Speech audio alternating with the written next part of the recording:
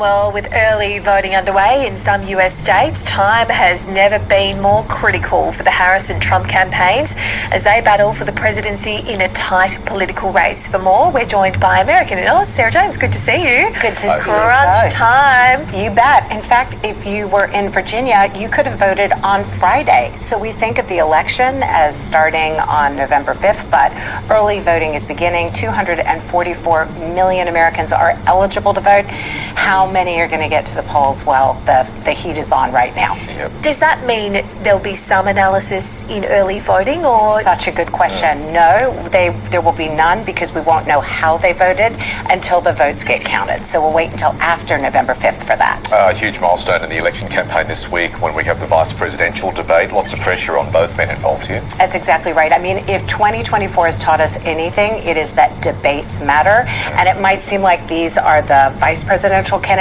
How important are they?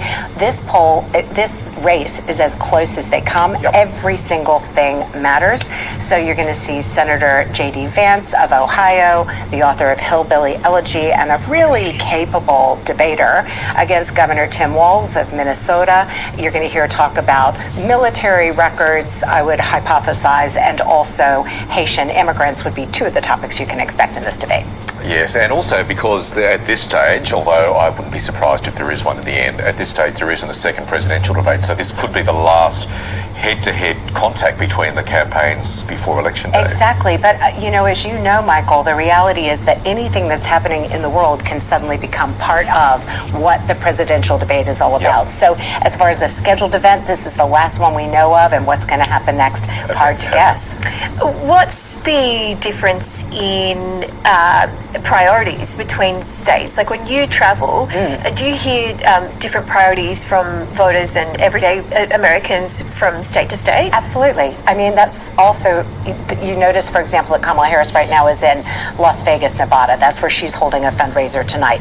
She is focusing on Hispanic voters. That's a huge priority for the Democrats, and they're looking at states that have large percentages of Hispanic voters. To give an example of why that's so important, actually, for both campaigns, the number of eligible Latino voters has grown from 2016, where it was about 26 million, to about 36 million. Yeah. So it's it's a huge growth, and that's one thing. You also notice that individual things that are happening in certain states can affect the broader campaign. So, for example, there's some controversy in North Carolina regarding the Republican candidate for governor.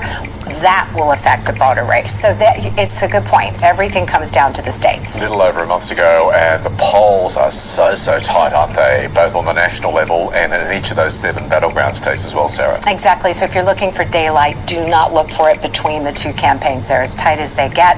Right now, if you're going fire and ice, desert Southwest, Trump is leading in these close elections, and we're looking up in the very cold, frozen north. That's where Harris has the lead, but nobody is comfortable with a lead of 1 or 2%. No, it's margin of error stuff, right? Exactly, and as one of the campaign strategists calls it, the margin of effort. In other words, who gets their people to the votes? Well, it's serious stuff, but if you want to laugh, you can take a look at SNL, which it's having the time of its life, that show right now. Absolutely. I mean, this is the whole point. You've got to keep sane, and to do that means comedy, and comedy means SNL. I think we have some clips of this, but we should point out, this is like throwback down memory lane. Yes. Tina Fey. They've always nailed it in terms of impersonations. Absolutely, being Sarah Palin there, but you probably know, but this is the 50th year for Saturday Night Live for a comedy.